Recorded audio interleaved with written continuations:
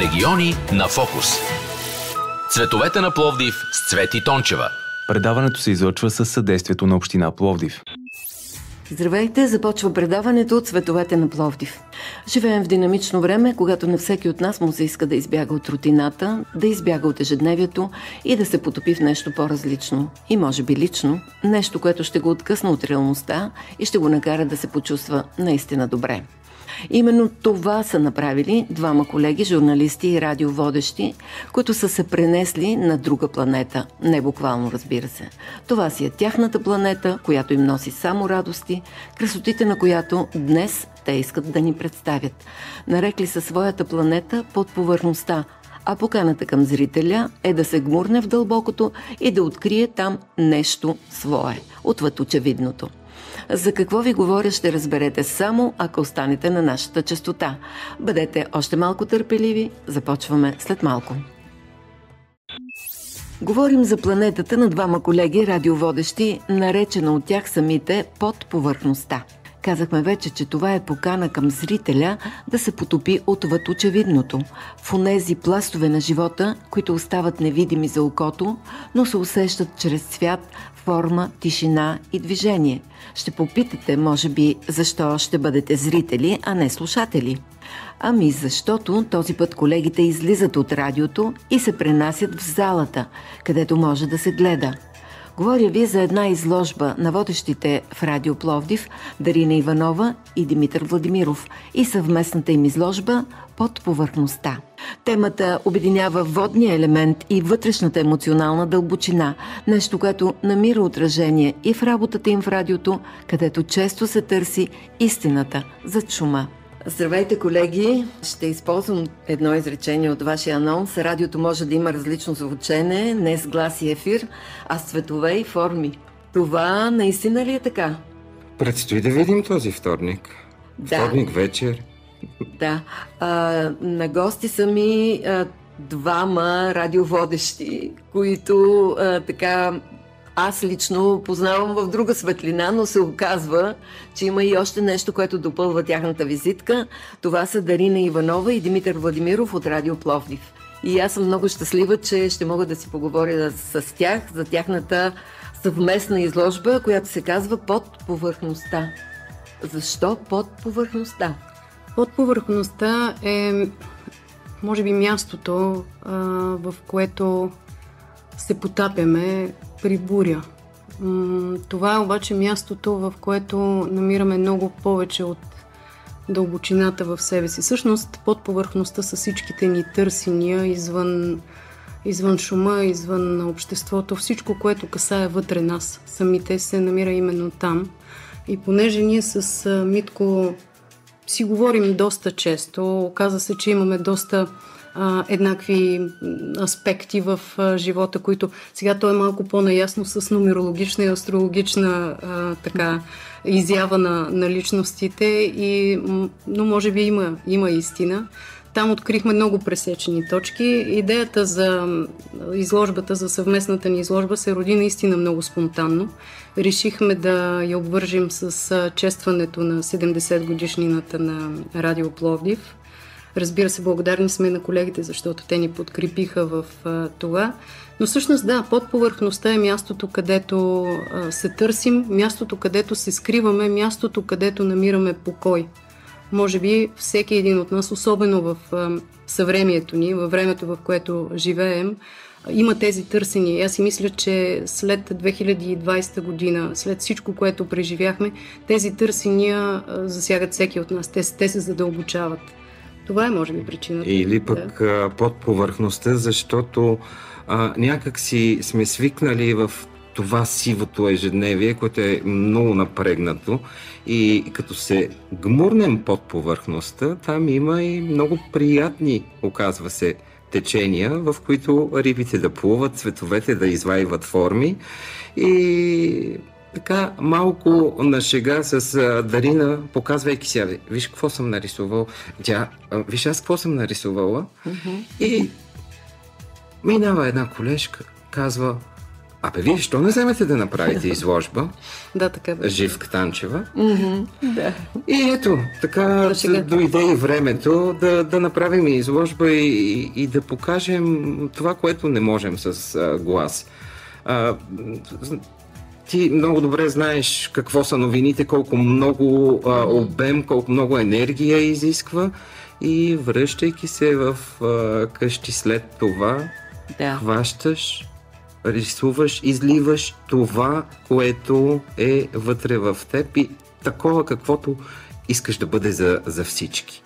Аз честно казано ви завиждам сега, като ми говорите така, защото всеки от нас има нужда от такова потапяне под повърхността, но като че ли не всеки намира смелост да се изрази по този начин, по който вие сте решили, което е, разбира се, да не кажа похвално, е направо за завиждане, честно. Разбрах, че Дарина е рисувала риби. Митко, аз теб, честно казано, те познавам от много години. Ти си мой бивш колега и настоящ, ние сме си колеги, така или иначе. Но не знаех, че имаш такива заложби да рисуваш и какво точно си рисувал. Ми е много любопитно да разбера. Много абстрактни неща. Абстрактни? Да. При мен няма образи. При Дарина има едни много симпатични, понякога много така странни. Не бих казала, че всички са много симпатични. Те може би... Тази, която е на плаката, е много тази е симпатична, тя е мила, но това е леко подвеждащо, защото има истински... Бодлички. Да. Има наистина много страховити образи. Предполагам, че всичко това е обвързано с емоцията в момента на рисуване. А Митко рисува абстракции на какво?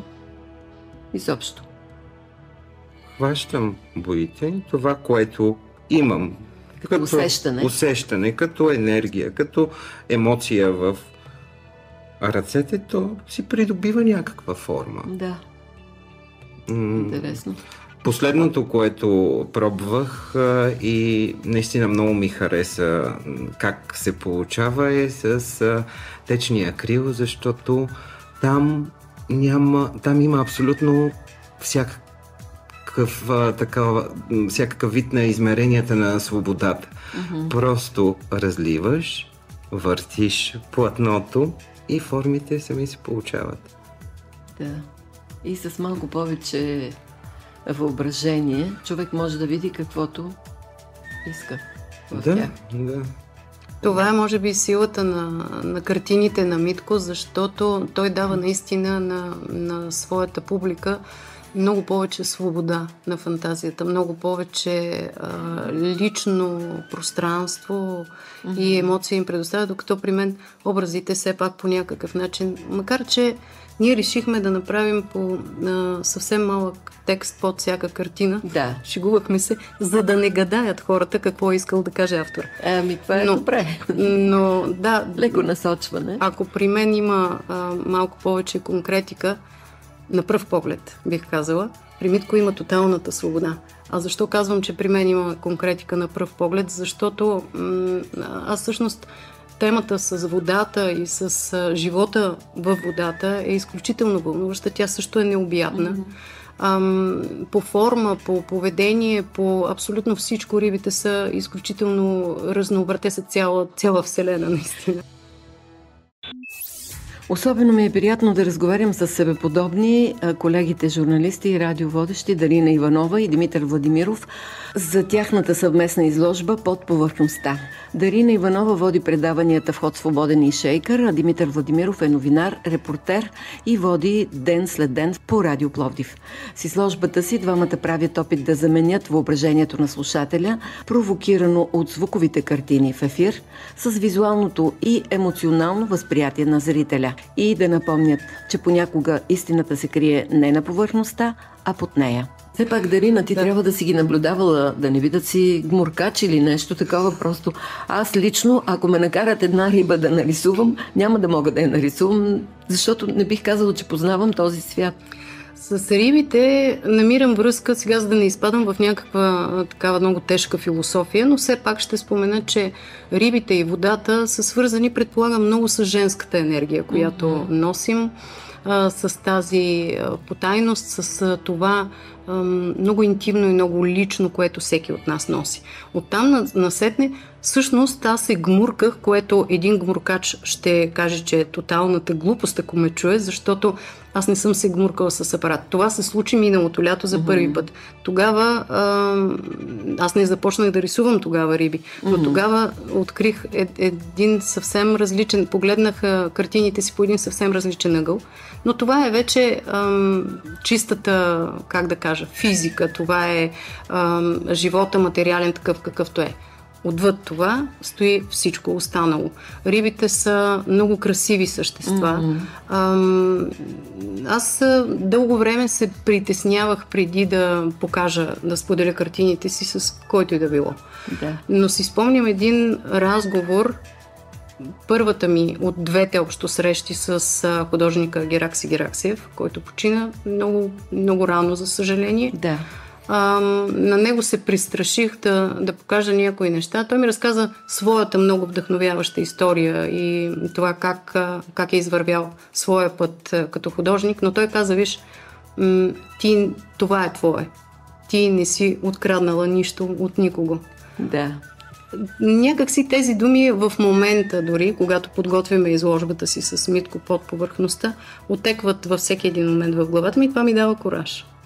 А и вчера имахме един много интересен разговор такъв с Дарина задкулисен, че да, то е твое. Ти го изразяваш върху платното. Да. Обаче идва един момент, в който си казваш, не, то е излязло просто само от мен. То трябва да отиде при някой друг. Така е. Така който да го усети. По принцип, да. Макар че има хора, които ревниво си пазят изкуството само за себе си, като че ли. Това е една друга тема. Сега, наистина ви завиждам, че сте направили такова нещо. Колко платна всъщност показвате на тази изложба? И двамата по 15. По 15? Да, така сме планирали да видим какво ще се случи в последните 15 минути, защото и те могат да се решават. Всъщност да, на нас все още ни предстои подредбата, която е съществена част от... Ние ще кажем кога точно ще е откриването на изложбата, но преди това ми е пак така интересно. Има ли някаква връзка, към Митко по-скоро е въпроса, има ли някаква връзка като цяло изкуството с зодиакалния знак, да го кажа директно? Ние и двамата сме раци. Да, пак е морско животно тя. Вода. Така си помислих, че вероятно, нали, зодията буквално е отражение в раци, значи. Да, доколкото може да се вземе предвид чисто астрологичното, по-скоро има връзка с това, което аз лично не мога да изразя в ефир, защото много добре знаеш, новините са ясни, кратки, точни. Искате си понякога да кажеш нещо още повече и не можеш и просто това желание излиза чрез рисуването. Рисуването, да. Между другото, случи се така, че през годините рисувам си аз една картина и след това показвам на близък човек. Аз нямам никакво намерение да създавам какъвто и да е образ. Там имаше образ. Да. На конкретен човек. Така ли? Да. Много интересно. А ти от колко време всъщност правиш това? Защото ние така си разделихме пътищата преди колко години? Аз не знаех. 12, не знам. Да. Тогава може би съм правил тайничко такива опити. Сигурно да. Значи, това е свързано и с оборудване, и с трябва да имаш бои, платна, така нататък изобщо. Да. Ако човек реши да рисува. Интересува се човек и понякога това не е определящо. Аз доколкото знам, ти правиш опити да пишеш. Сега и това ли трябваше да казваме? Може би да. Може би и Дарина, не знам. Не, Дарина има друга насоченост в изкуствата. Тя си и музикант. Добре. Да, добре. Пишеш, нали? Това е определен. Или Пиша, да. Там също се наблюдава подобното, за което говорихме сега преди малко, че нещо, което съм написал преди години, препрочитайки го след това, то се оказва точно свързано с конкретно събитие, с конкретни хора. Има някаква такава част във всеки един от нас, която е не много показна, но тя си много дълбока. Дълбока. Така и е. трудно разбираема понякога. Надявам се всеки да си хване своето нещо от тези 30 платна, които са колкото дни във всеки един месец. Сигурно. Днес ви представяме двама радиоводещи, Дарина Иванова и Димитър Владимиров, които рисуват, въпреки че нямат претенции за професионализъм в това. Знаят обаче, че го правят от сърце и душа. За изкуството, за емоциите, които не бива да се сдържат, за досега с изкуството от ранни години и доколко е важно това. И още за комерциалността в изкуството и за мястото на държавата в лансирането му. Все теми, които вълнуват днес и за които се питаме, но няма адекватен отговор. Да чуем продължението на разговора ни с Дарина Иванова и Димитър Владимиров. А Дарина е музикант, така ли? Да, аз съм по първо образование съм музикант с завършено музикално училище и академия и в този смисъл, може би така, тази боязън, която изпитвах в началото да споделям образите, които рисувам, е свързана именно с това, че аз съм напълно наясно какво означава да се занимаваш с изкуство професионално. Напълно наясно съм какъв е пътя, който всеки един от нас извървява, годините на труд, на трудности, на много вложено, отвъд дори труда. И в този смисъл съм се чувствала винаги много така неудобно пред мои близки, приятели, които са художници, академични художници. Да, това щях да кажа. Има ли го този страх от това какво ще кажат истинските професионалисти, но... Има го, и по-скоро то не е страх. Аз мога да се заявя, да, това съм аз, но не бих искала някой да остане обиден, защото на всеки един от нас се е случвало да видиш един младеж с китара на гърба и като го попиташ, той да ти каже, аз съм музикант. Ами не, ти не си музикант. И в този смисъл аз не съм художник.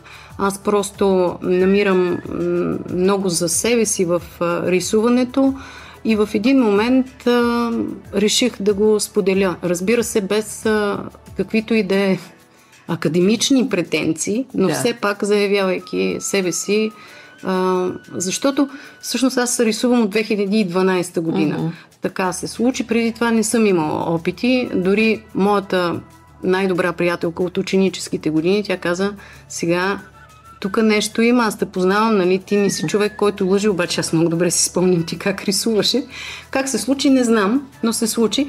И разбира се, оттам насетне ти се потапяш в това и ти става все по-интересно и търсиш начини да поразвиеш, ако разбира се искаш.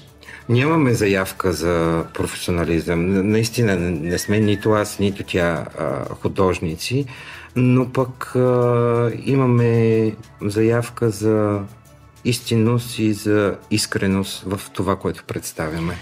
И тук е мястото да кажем, че никой не е казал, че само професионалистите имат право да окупират едно изкуство и може би всеки, който има тази смелост и има в себе си такава потребност, може да го направи така, както вие сте го направили. Затова изкуството е за всички, нали така? Винаги така случвало ми се през годините, преподавам и флейта, имам срещи с деца, на тях, а и на своите деца, които също учат в музикалното училище. Винаги казвам, че изкуството е изключително важно за нас. Досега с изкуство. Опита да живееш с него. Защо? Защото емоциите не могат да бъдат изрязани от нас. Ние не можем да бъдем машини. Емоциите се улавят, предават, обработват, усещат много по-успешно, когато един човек е имал досег с изкуството. И наистина трябва да обичаме и трябва да обръщаме внимание, особено на малките деца, на младите, които тепърва има да се изграждат, да се оформят като характери, като личности, но на първо ниво те боравят с емоциите. Точно и ако успеят да уловят и да запазят всичко това, нали, клишето запази детето в себе си. Не го запазвай. Ти расти, развивай се, но запази общуването, правилното общуване с това дете. Когато има нужда да бъде успокоено, когато има нужда да бъде насърчено. Мисля си, че ако трябва да запазим нещо детско в себе си, то е това. Добре, какво мислите за това, че малко избивам сега на политика, но като че ли тук културата и изкуството са така на опашката на всичко останало и това дава облика на нашата нация. Какво мислите вие по този въпрос? Малко е такава наистина банална темата, но... Ами не, аз си мисля, тя не е никак банална. Дори мога да кажа, че стои много полюсно тази тема, защото ние имаме доказано своите творци във всяка една сфера на изкуството. От друга страна, веднага идва и момента за това, че всички тия хора на изкуството трябва по някакъв начин да преживяват и да оцеляват. Точно. Виждаме колко е трудно това, да. Тук някъде се губи баланс. Ако може би мястото на държавата е една идея по-сериозно, с една идея повече внимание, с една идея повече обгрижване. Разбира се, всеки ще викне в този момент. Спомням си един разговор, който имах с маестро Емил Табаков. Той каза, в един, да речем, оркестър, ако в програмата повече от 2% от тази програма е комерциална, с цел да изкара заплатите на тези музиканти и да напълни салоните, то това вече не е изкуство. Така е. Но за съжаление се наблюдава все по-често тази комерциалност. Това, че едни и същи хора са навсякъде. Това, че много други хора, творци, нали, стоят незабелязани и просто наистина е трудно да се преживява.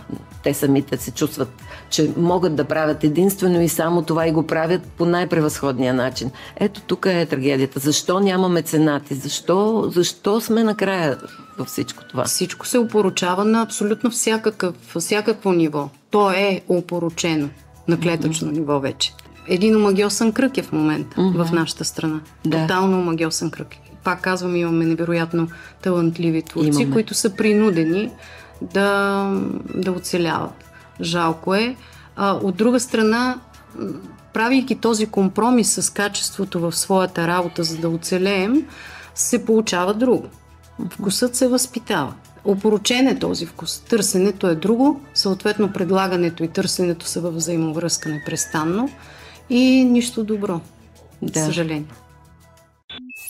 В изключително приятен разговор съм с двама колеги радиоводещи. Това са Дарина Иванова и Димитър Владимиров от Радио Пловдив. Те са решили да ни потопят в онези пластове на живота, които остават невидими за окото, но се усещат чрез цвят, форма и движение. Простичко казано, показват ни в картини своя цвят извън радиото и баналността. Ще бъде хубаво, ако намерим сили като общество да го променим това, обаче, за съжаление, много трудно става и виждаме, че днешните герои са хората от реалитета, които, за съжаление, нямат този потенциал. Това е нещо съвсем различно от...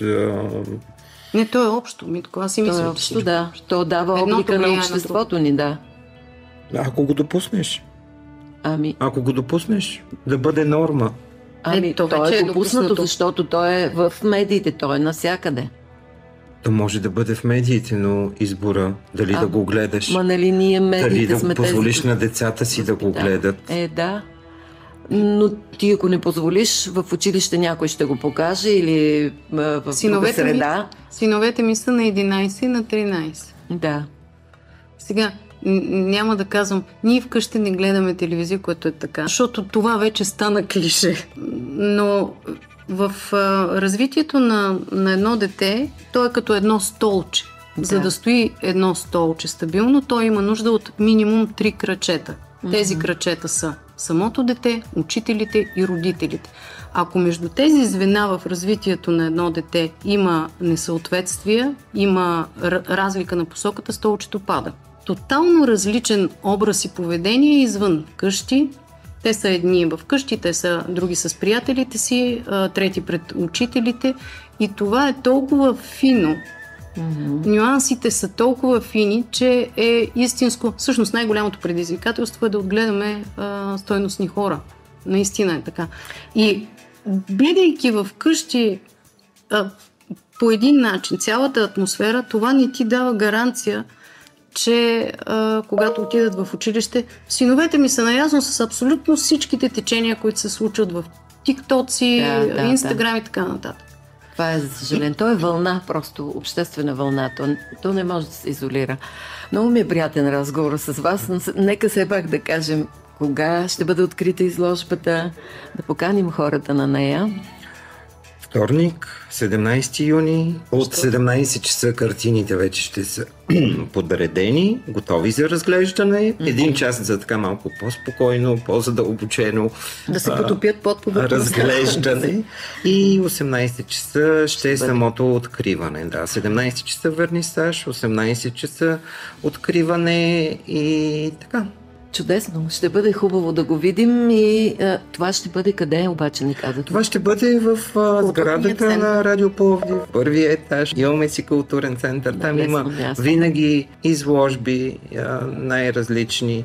И така, до края на юни ще остане там, така че всеки, когато дори поиска, на откриването, може да отиде и да види за какво говорим. А може би ще имат възможности да си откупят нещо. Да, надяваме се. Такава възможност. Да, разбира се. Да. Добре, под повърхността. Съвместна изложба на Дарина Иванова и Димитър Владимиров от Радио Пловдив. Наши колеги, които са се осмелили и са направили, т.е. айде да не използвам тая дума осмелили, които ще покажат нещо интересно. Ще покажем нещо от себе си. Да. Благодаря ви много. Благодарим ви и ние за покана. И накрая още една покана, която е тест за човечността и състрадателността ни.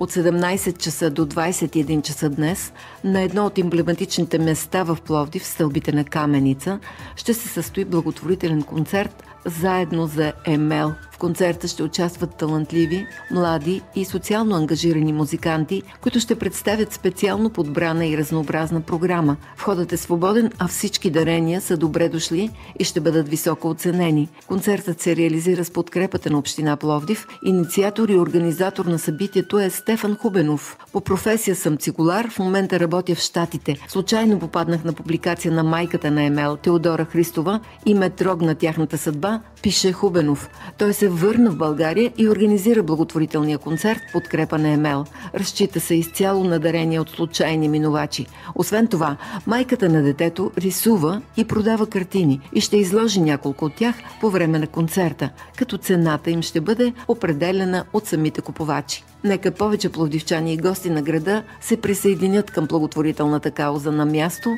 всеки според желанието и възможностите си. Малката Емел заслужава помощта ни. Това беше всичко в предаването ни за днес. Слушайте ни всеки ден от понеделник до четвъртък във времето между 14 и 15 часа в предаването Цветовете на Пловдив. От мен Цветана Тончева, до чуване. Останете с програмата на Радио Фокус.